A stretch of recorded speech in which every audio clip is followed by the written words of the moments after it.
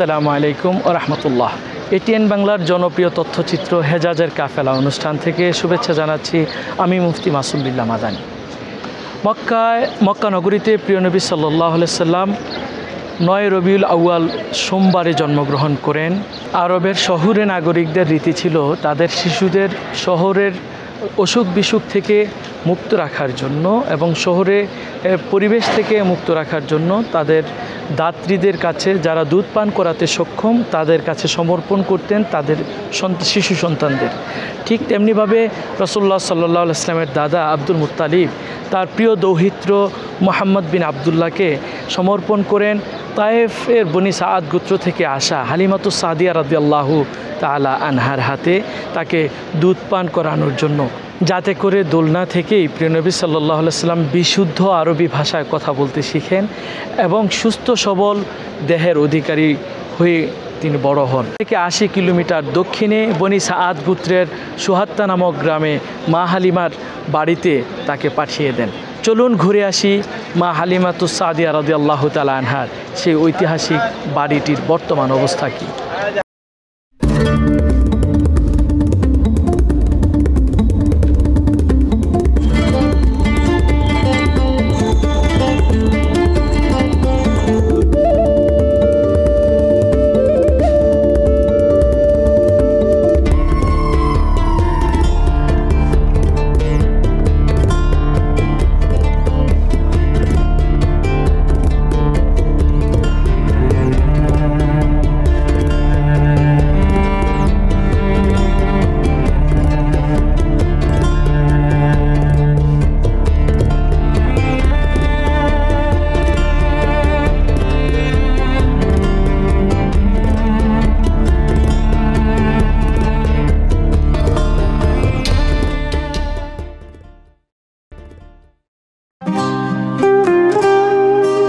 মক্কা মুকাররমা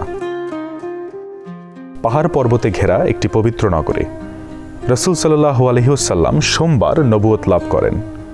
মক্কা থেকে মদিনায় সোমবার হিজরত করেন। মদিনায় এসে পৌঁছান সোমবার এবং সোমবার তিনি ইন্তেকাল করেন।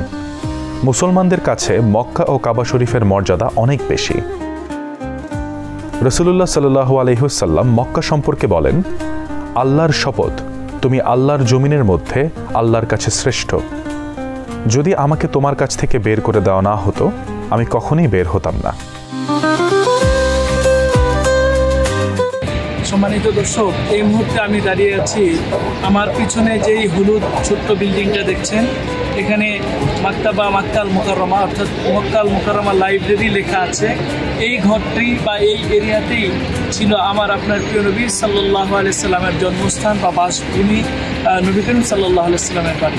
তিনি এখানেই জন্মগ্রহণ করেছেন এবং খুব ছোট্টবেলায় এখান থেকেই তায়েফ থেকে আসা হালিমাতুস সাদিয়া আম্মাজান তিনি নবী করিম সাল্লাল্লাহু আলাইহি সাল্লামকে লালন পালন করার জন্য নবীজিকে তায়েফে নিয়ে যান। চলুন আমরা ঘুরে আসি তায়েফ শহরে। এটি সৌদি আরবের পশ্চিমাঞ্চলীয় একটি শহর তায়েফ। রাসূল সাল্লাল্লাহু আলাইহি ওয়াসাল্লামের স্মৃতি বিজড়িত একটি শহর তায়েফ। সুপ্রিয় দর্শক, আমরা যাচ্ছি পাহাড় পর্বতে ঘেরা দুর্গম এলাকা বনি সাদ দেখতে। তায়েফ শহর থেকে বনি সাদের দূরত্ব প্রায় 40 কিলোমিটারের মতো। সুপ্রিয় দর্শক, আমরা এই মুহূর্তে যাচ্ছি তায়েফ শহর থেকে বনি সাদ গোত্র, যেখানে হালিমাতুস সাদিয়া রাদিয়াল্লাহু তাআলা আনহা বসবাস করতেন। আরবের বিখ্যাত এই সাদ বেদুইন বংশটি পাহাড় পর্বত সংকুল এই এলাকায় বসবাস করত। এই সাদ বংশের মেয়ে রাসূলুল্লাহ সাল্লাল্লাহু আলাইহি ওয়াসাল্লামের দাইমা হালিমা সাদিয়া। পাহাড় পর্বত সংকুল আঁকাবাঁকা পথ বেয়ে আমরা বনি সাদের উদ্দেশ্যে অগ্রসর হচ্ছি। সুপ্রিয় দর্শক, আমরা দাঁড়িয়ে আছি মা হালিমাতুস সাদিয়া রাদিয়াল্লাহু তাআলা আনহার বাড়িতে যাওয়ার রাস্তার মাঝখানে।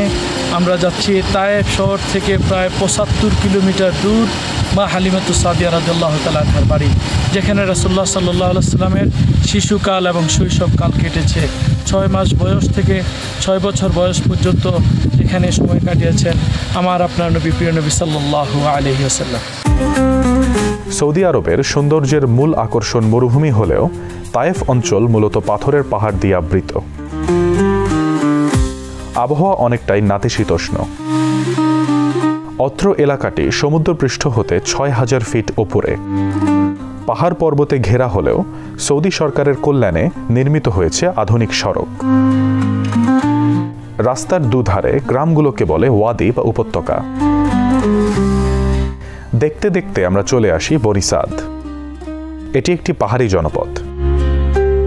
লেগেছে আধুনিকতার ছোঁয়া। কিন্তু আমাদের গন্তব্য রাসূল সাল্লাল্লাহু আলাইহি ওয়াসাল্লামের দুধমা হালিমা সাদিয়ার গ্রাম সুহাত্তা। কিছুদিন আগেও দুর্গম পাহাড়ে পথঘাট ছিল না, সম্প্রতি পাকা রাস্তা করা হয়েছে।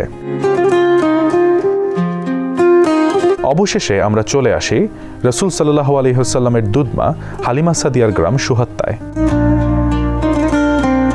দুর্গম এই পাহাড়ি এলাকায় আধুনিক কালেও এখনো জনবসতি গড়ে ওঠেনি। গাড়ি থেকে নেমে আমরা এদিক সেদিক তাকাই। আমাদের মতো মক্কা থেকে অনেকে এসেছে হালিমা সাদিয়ার গ্রাম দেখতে। আমরা হিসাব মিলাতে থাকি মক্কা থেকে এই বনি সাদের দূরত্ব কত। প্রিয় দর্শক, আমাদের কাফেলা এই মুহূর্তে এসে পৌঁছেছে বনি সাদের সুহাত্তা গ্রামে, যেখানে মা হালিমা সাদিয়া রাদিয়াল্লাহু তাআলা আনহা শিশু নবীকে লালন পালন করেছেন, যেই এলাকায় আমরা আছি। হালিমা ছিলেন বনি সাইদ ইবনে বকর গোত্রের অন্তর্ভুক্ত। তার স্বামী ছিলেন আব্দুল উজ্জা। তিনিও ছিলেন বনি সাদ গোত্রের মানুষ। আজ আমরা দাঁড়িয়ে আছি শিশু মুহাম্মদ সাল্লাল্লাহু আলাইহি ওয়াসাল্লামের স্মৃতিধন্য এই সুহাত্তা গ্রামে। এই জায়গাটা দেখছি, এই জায়গাটাকেই বলা হয়ে থাকে হালিমা সাদিয়া রাদিয়াল্লাহু তাআলা আনহার বাড়ি ছিল, যেখানে রাসূলুল্লাহ সাল্লাল্লাহু আলাইহি ওয়াসাল্লাম তার শৈশব অর্থাৎ ছোট্ট বয়সে 6 মাস বয়সে মা হালিমা সাদিয়া রাদিয়াল্লাহু তাআলা আনহার প্রিয় নবীকে কোলে করে এই বাড়িতে নিয়ে এসেছিলেন। এখানেই উনি ছোট্ট শৈশব বা শিশুকাল তিনি অতিবাহিত করেছেন। ধারণা করা হয় এখানে হালিমা সাদিয়ার তত্ত্বাবধানে শিশু মুহাম্মদ সাল্লাল্লাহু আলাইহি ওয়াসাল্লাম বেড়ে ওঠেন। ধারণা করা হয় এখানেই ছিল হালিমা সাদিয়ার বসতবাড়ি। পাথর দিয়ে বাড়িটিকে চিহ্নিত করে রাখা হয়েছে।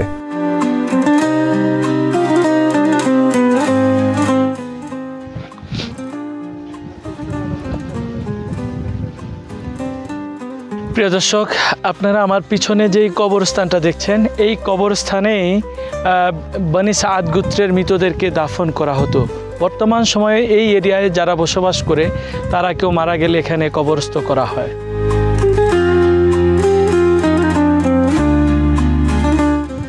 প্রিয় দর্শক, মা হালিমাতু সাদিয়া রাদিয়াল্লাহু তাআলা আনহার কয়েকটি বকরির পাল ছিল। রাসূলুল্লাহ সাল্লাল্লাহু আলাইহি সাল্লাম যখন একটু বড় হলেন, ওনার দুধ ভাইয়ের সাথে এই পাহাড়ের পাদদেশেই চারণভূমিতে বকরি চড়াতেন।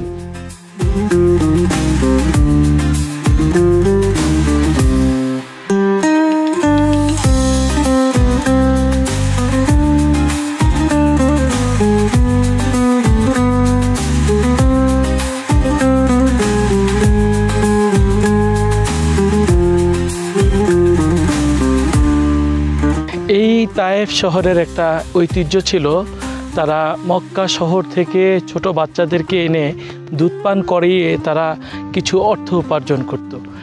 মা হালিমাতু সাদিয়া রাদিয়াল্লাহু তাআলা আনহা তার বাহন সাদা একটি গাধা নিয়ে আর একটি ওট সাথে করে নিয়ে মক্কার অভিমুখে রওনা করেন। কিন্তু তার গাধাটা এতটাই দুর্বল ছিল যে একসাথে যারা যাচ্ছিল তারা সবাই আগে চলে গেল, মা হালিমাতু সাদিয়া রাদিয়াল্লাহু তাআলা আনহা সবার শেষে গিয়ে মক্কায় পৌঁছলেন। গিয়ে দেখলেন আগে যারা গিয়েছে তারা ধনীদের বাচ্চাগুলো নিয়ে চলে এসছে, কিন্তু প্রিয় নবী সাল্লাল্লাহু আলাইহি সাল্লাম এতিম বলে কেউ নেয়নি। মা হালিমা বলেন, আমরা যখন মুহাম্মদকে নিয়ে আমি আমার গাধার উপরে চললাম, যে গাধাটা যাওয়ার সময় এতটাই দুর্বল ছিল, আসার সময় সে এত বেশি শক্তিশালী হলো, এবং যাওয়ার সময় যে ওর দুধ দিচ্ছিল না, আমাদের সাথে যে শিশু সন্তান অর্থাৎ রাসূলুল্লাহ সাল্লাল্লাহু আলাইহি ওয়াসাল্লামের একজন দুধ ভাই ছিল, যে খাওয়ার জন্য দুধ পাচ্ছিল না, সেই ওট দুধ দেওয়া শুরু করলো, গাধা শক্তিশালী হয়ে দ্রুত হাঁটা শুরু করলো, এবং হাঁটতে হাঁটতে কাফেলার সবার আগে মা হালিমাতু সাদিয়া রাদিয়াল্লাহু তাআলা আনহা প্রিয় নবীকে নিয়ে এই গ্রামে এসে পৌঁছলেন। সুবহানাল্লাহি বিহামদি। ধারণা করা হয় হালিমা সাদিয়ার বাড়ির পাশের এই অংশেই এমন একটি ঘটনা ঘটে যার বিস্তারিত বিবরণ সহিহ মুসলিম শরীফে আনাস রাদিয়াল্লাহু তাআলা আনহু থেকে বর্ণিত হয়েছে। এই প্রিয় নবী সাল্লাল্লাহু আলাইহি সাল্লাম ছোট থেকে বড় হয়েছেন। তিনি মূলত হালিমা সাদিয়া রাদিয়াল্লাহু তাআলা আনহা নবী সাল্লাল্লাহু আলাইহি সাল্লামকে প্রাথমিকভাবে 2 বছরের জন্য দুধ পান করানোর চুক্তিতে নিয়ে আসেন। 2 বছর পর তিনি দেখলেন যে 2 বছরে এত বেশি বারাকা আল্লাহ সুবহানাহু ওয়া তাআলা ওনার ধন সম্পদ বিভিন্ন কিছুতে দিয়েছেন, তিনি নবী করিম সাল্লাল্লাহু আলাইহি সাল্লামের মায়া ছাড়তে পারেননি। তারপরে নবী করিম সাল্লাল্লাহু আলাইহি সাল্লাম এখানে আরও 4 বছর অর্থাৎ টোটাল 6 বছর এই তায়েফের ময়দানেই হেঁটেছেন, খেলেছেন, মেষ চড়িয়েছেন। হতে পারে আমরা যে জায়গায় দাঁড়িয়ে আছি এই জায়গা দিয়েই আপনার প্রিয় নবী সাল্লাল্লাহু আলাইহি সাল্লাম হেঁটেছেন।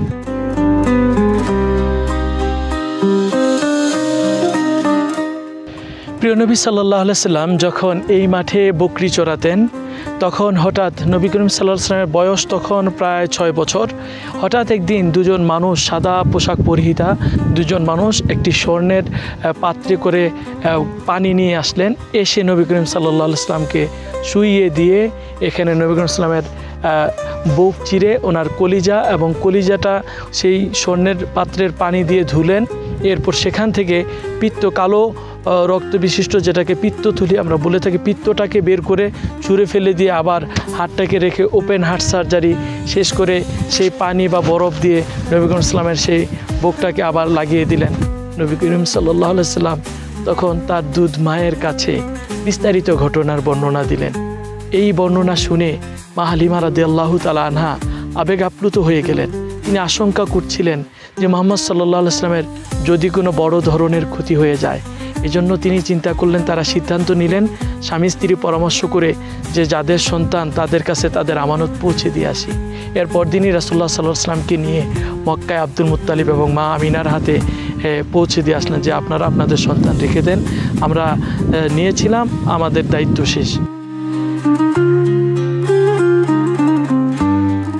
এটা হলো বনি সাদ গোত্রের এরিয়া। এটা একটি খরাপ্রবণ পাহাড়ি এরিয়া। এই এলাকার মানুষগুলো মূলত মেষ চড়াতেন আর মক্কার ধনাঢ্য পরিবারের সন্তানদেরকে এনে দুধ পান করাতেন। এই এরিয়াটা খরা হওয়ার কারণে কোনো ফসল উৎপাদন হতো না এবং ছাগলগুলো বা বকরিগুলো পুষ্টিকর খাবার না পাওয়ার কারণে তাদের দুধ বেশি হতো না। যখন প্রিয় নবী সাল্লাল্লাহু আলাইহি সাল্লাম এই বনি সাদ গোত্রে আসলেন, আল্লাহ তাআলা শুধুমাত্র হালিমা সাদিয়া রাদিয়াল্লাহু তাআলা আনহার বকরি এবং তার ফসলাদিতে বরকত দিতে শুরু করলেন।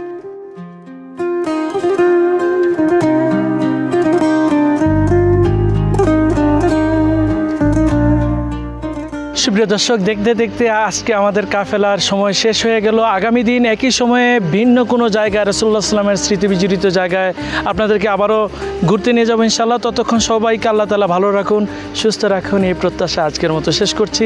আল্লাহ হাফিজ।